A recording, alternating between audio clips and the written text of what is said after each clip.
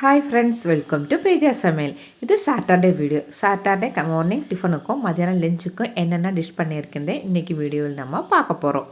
காலையில் டிஃபனுக்காக ஆப்பம் பண்ணியிருந்தேன். நான் ஆப்பத்துக்கு மாவெல்லாம் நைட்டே அரைச்சி வச்சுருந்தேன்.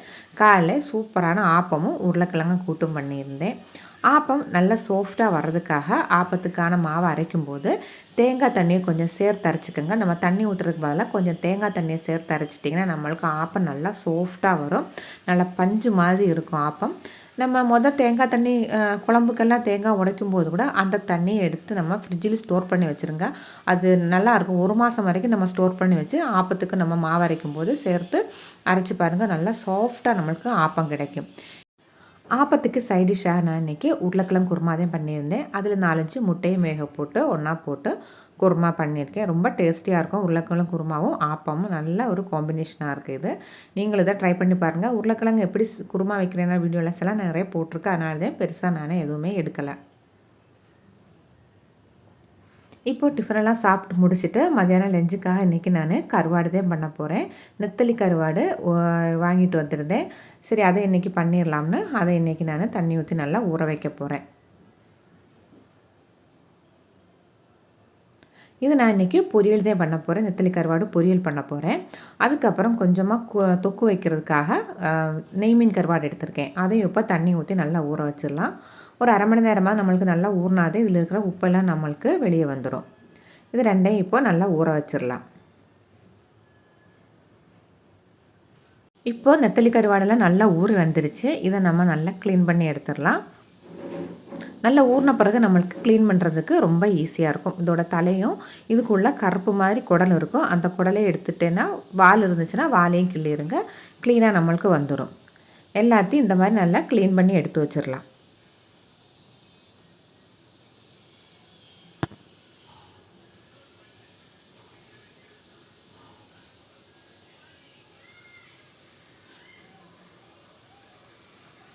இதை எல்லாத்தையும் நல்லா க்ளீன் பண்ண பிறகு ஒரு 4-5 தண்ணியில் நல்லா வாஷ் பண்ண. ஏன்னா இதில் நிறைய மணல் இருக்கும், சின்ன சின்ன மணலாக இருக்கும். அதனால் 4-5 தண்ணியில் நல்லா வாஷ் பண்ணி எடுத்து வச்சுக்கோங்க. இப்போது ஒரு மண்சட்டி அடுப்பில் வச்சுருக்கேன். இதில் கொஞ்சமாக ஆயில் சேர்த்துருக்கேன். இதில் கடுகு சேர்த்துக்கலாம். 2 பட்டை வத்தா, கொஞ்சம் கருவேப்பிலை, அப்புறம் பொடியாக நறுக்கின சின்ன வெங்காயம். இது எல்லாத்தையும் சேர்த்து நல்லா வதக்கிடலாம்.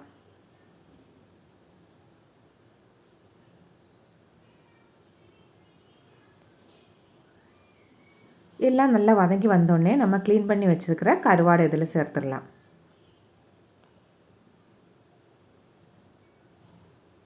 இதில் இப்போது உப்பு எதுவுமே சேர்க்க வேணாம். கருவாடை மட்டும் சேர்த்து நல்லா மிக்ஸ் பண்ணி விட்டுக்கலாம்.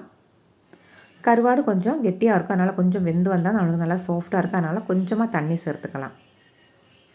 தண்ணி சேர்த்து ஒரு 5 நிமிஷம் மூடி வச்சுனா நம்மளுக்கு கருவாடு சீக்கிரம் வெந்துடும். இப்போ இந்த பொரியலுக்காக ஒரு மசாலா ரெடி பண்ணிடலாம்.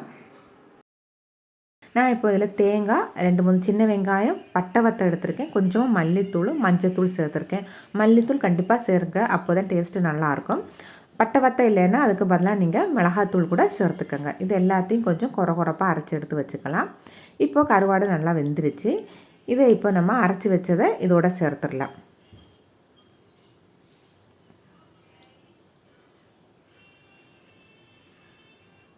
ரொம்ப அரைக்கக்கூடாது. நல்லா கொரப்பாக அரைச்சி வச்சாதான் பொரியலுக்கு நல்லாயிருக்கும்.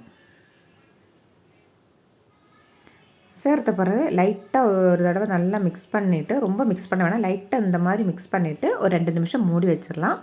அதோட பச்சை வாடையெல்லாம் போகணும். அதனால் 2 நிமிஷம் மூடி வச்சிடலாம்.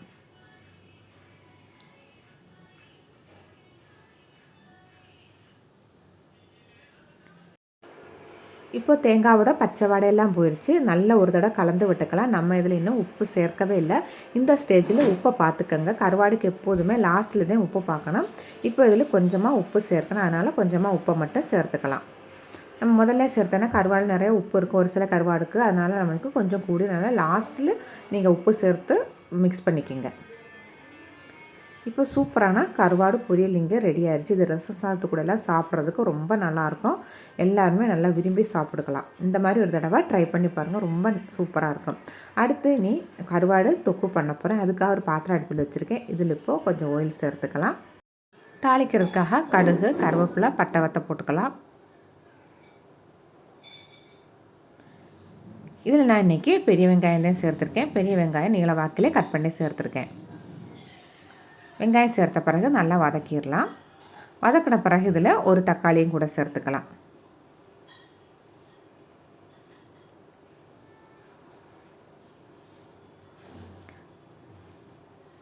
பெரிய தக்காளியை பார்த்து நான் 1 சேர்த்துருக்கேன். சின்னதாக இருந்தால் 2 சேர்த்துக்கங்க.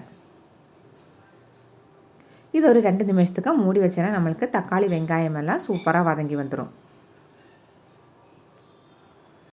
இப்போ இதெல்லாம் நல்லா வதங்கி வந்துடுச்சு. இதை ஒரு தடவை நல்லா மிக்ஸ் பண்ணி விட்ட பிறகு இதில் இப்போது மசாலா சேர்த்துக்கலாம். நான் இன்றைக்கி இதில் குழம்பு மசாலா சேர்க்க போகிறேன். குழம்பு மசாலா 1 ஸ்பூன் சேர்த்துருக்கேன்.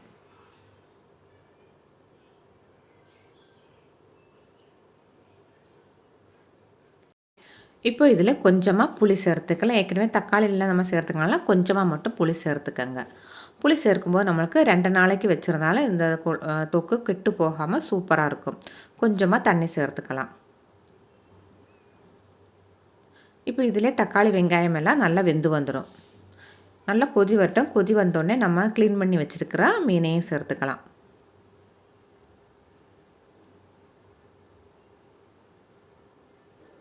இப்போ இதெல்லாம் ஒன்று சேர்ந்து நல்லா வெந்து கொஞ்சம் தண்ணியெல்லாம் வற்றி தொக்கு மாதிரி வரட்டும். இப்போ நம்ம உப்பெல்லாம் பார்த்துக்கலாம். உப்பு நம்ம சேர்க்கவே இல்லை. இதுக்குமே கொஞ்சம் உப்பு சேர்க்க வேண்டி இருந்துச்சு. அதனால் கொஞ்சமாக மட்டும் சேர்த்துக்கேன். எப்போதுமே கருவாடுக்கு லாஸ்ட்டில் மட்டும் பார்த்துட்டு உப்பு சேர்த்துக்குங்க. இப்போ கருவாடு தொக்கு இங்கே சூப்பராக ரெடி ஆயிடுச்சு. இது 2 நாளைக்கு கூட வச்சு சாப்பிட்றதுக்கு ரொம்ப நல்லாயிருக்கும். மற்ற எந்த டிஷ்ஷை விடையும் கருவாடெல்லாம் இருந்துச்சுன்னா நம்ம என்றைக்கு சாப்பிட்றத விட கொஞ்சம் அதிகமாகவே சோறு சாப்பிட்லாம். எனக்கெல்லாம் கருவாடு வச்சு சாப்பிட்றதுக்கு அவ்வளோ பிடிக்கும். ரொம்ப நல்லாயிருக்கும். இதோடு நான் இன்றைக்கி ரசத்தையும் வச்சுருக்கேன். ஈஸியாக நம்ம வைக்கிற மாதிரி ரசத்தையும் வச்சுட்டேன். ரசப்பொடி போட்டு வச்சுட்டேன். வீடியோ பார்த்துட்டு இருக்கும்போது மறக்காமல் வீடியோவுக்கு லைக் பண்ணிடுங்க. பிரீஜா சமையல் சேனலை சப்ஸ்கிரைப் பண்ணாமல் பார்த்துக்கிட்டு இருந்தீங்கன்னா மறக்காமல் சப்ஸ்கிரைப் பண்ணுங்கள். பக்கத்தில் இருக்கிற பெல் பட்டனையும் ப்ரெஸ் பண்ணி விடுங்க. அப்போது நான் போடுற வீடியோஸ் உங்களுக்கு அப்பப்போ நோட்டிஃபிகேஷன் கிடைக்கும். வீடியோ பற்றின ஃபீட்பேக் என்னென்னு மறக்காமல் கமெண்ட் பாக்ஸில் கமெண்ட் பண்ணுங்கள். இப்போ நம்மளுக்கு எல்லாமே இங்கே சூப்பராக ரெடி ஆயிடுச்சு. நெத்தலி கருவாடு பொரியல், கருவாடு தொக்கு, ரசம். காலையில் ஆப்பத்துக்கு வச்ச உருளைக்கிழங்கு கூட்டும் கொஞ்சம் இருக்குது. அப்புறம் சாதமும் வடிச்சிட்டேன். இந்த டிஷ்ஷஸ் எல்லாம் மறக்காமல் வீட்டில் ட்ரை பண்ணி பாருங்கள். ரொம்ப செய்கிறதுக்கு ஈஸியாகவும் இருக்கும், ரொம்ப டேஸ்டியாகவும் இருக்கும். இது எல்லாத்தையும் செஞ்சு பார்த்துட்டு மறக்காமல் ஃபீட்பேக் என்னன்னு எனக்கு சொல்லிடுங்க. தேங்க்ஸ் ஃபார் வாட்சிங்.